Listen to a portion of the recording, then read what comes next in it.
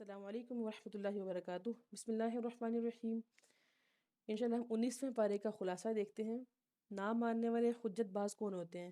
جنہوں نے کسی بھی قیمت پہ اللہ پہ ایمان نہیں لے کے آنا، اسی لیے وہ فرشتوں کے نازل ہونے کے مطالبے کرتے ہیں اور اللہ کو سامنے دیکھنے کے مطالبے کرتے ہیں۔ تو اللہ رب العالمین فرماتے ہیں اگر ایسا ہو بھی جائے نا تو بھی کبھی ایمان نہیں لے کے آئیں گے، کیونکہ ان کی قسمت میں ایمان ہے ہی نہیں۔ استغفر اللہ۔ اس لیے ہم نے اپنے رب سے ہدایت بھی مانگنی ہے اور ایمان بھی مانگنا ہے انشاءاللہ۔ سب پیغمبروں نے ایک ہی دعوت دی کہ اللہ سے ڈرو اور میری اطاعت کرو۔ رب العالمین نے فرمایا فاتقوا اللہ واطیعون۔ جو شخص تنہائی میں برے کام کرتا ہے، حرام کام کرتا ہے، اس کی نیکیاں ضائع ہو جاتی ہیں، چاہے تہامہ پہاڑ جتنی بھی ہوں۔ تہامہ پہاڑ بہت بڑا ہوتا ہے، اس لیے انشاءاللہ ہم نے اپنی تنہائیاں بھی پاک کرنی ہیں انشاءاللہ۔ اللہ سے دعا ہے کہ اللہ تعالیٰ ہماری خلوتیں اور جلوتیں اپنی پسند کی بنا لیں، آمین یا رب العالمین۔ قیامت کے دن ایک انسان کیا افسوس کرے گا، کاش میں نے دنیا میں رسول کی بات مانی ہوتی۔ جیسے آج رسول بلاتے ہیں نا اللہ کی طرف تو بات نہیں مانتے، تو قیامت کے دن اپنے ہاتھ ملے گا اور کہے گا کاش میں نے رسول کی بات مانی ہوتی اور میں اپنے رب کی طرف آ چکا ہوتا، آج مجھے جہنم میں نہ جانا پڑتا۔ استغفر اللہ۔ قرآن سے انشاءاللہ مستقل تعلق رکھنا ہے، قرآن کو کبھی بھی نہیں چھوڑنا انشاءاللہ۔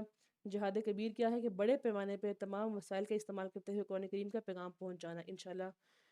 اللہ سے دعا ہے کہ اللہ تعالیٰ ہر ہاتھ میں قرآن تھما دے، آمین یا رب العالمین۔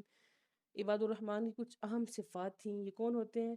جو باوقار چال چلتے ہیں، اور جب بھی ان سے کوئی جاہل بندہ آتا ہے سلام کرتا ہے تو اسے کہتے ہیں سلامتی ہو، اور یہ اعتدال سے خرچ کرتے ہیں، شرک نہیں کرتے، قتل نہیں کرتے، جھوٹی گواہی نہیں دیتے، اور رب العالمین کی آیات میں غور و فکر کرتے ہیں۔ سبحان اللہ۔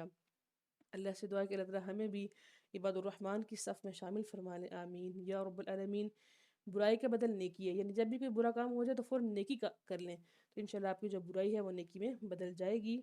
ایمان کا کیا اثر تھا کہ وہ سارے کے سارے جادوگر جو فرعون کے تھے، پیروکار تھے، وہ سارے کے سارے موسیٰ علیہ السلام پہ ایمان لے آئے۔ پھر فوراً انہوں نے اپنے گناہوں کی معافی مانگی تو اللہ نے ان کو معاف بھی کر دیا۔ غلطی کا اعتراف کرنا ہے، یعنی یہ غلطی کو ماننا ہے کہ میری مجھ سے غلطی ہو گئی، غلطی پر ڈٹے نہیں رہنا۔ جیسے کہ موسیٰ علیہ السلام سے جب غلطی ہوئی تو انہوں نے بھی اعتراف کیا تو اللہ نے ان کو معاف کر دیا۔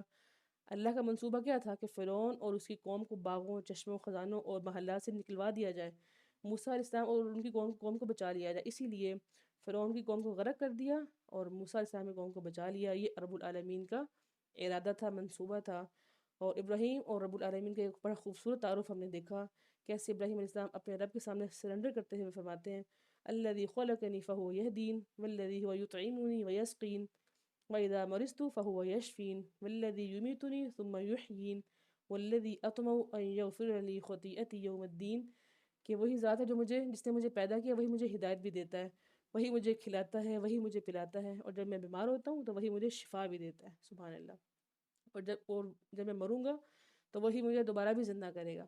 اور ایک مسلمان ہونے کے ناطے ہمارا بھی یہ عقیدہ ہونا چاہیے کہ وہ رب ہی مجھے کھلاتا ہے اور وہ رب ہی مجھے پلاتا ہے، وہ رب ہی رزاق ہے اور اس نے میرے لیے بہترین رزق کا اہتمام کر کے رکھا ہوا ہے۔ قلب سلیم کیا ہی خوبصورت دل اور سچا دل، سچی زبان ہے، جو کہ ابراہیم علیہ السلام کو فرمایا گیا کہ وہ ہمارے پاس سچا دل لے کے آیا۔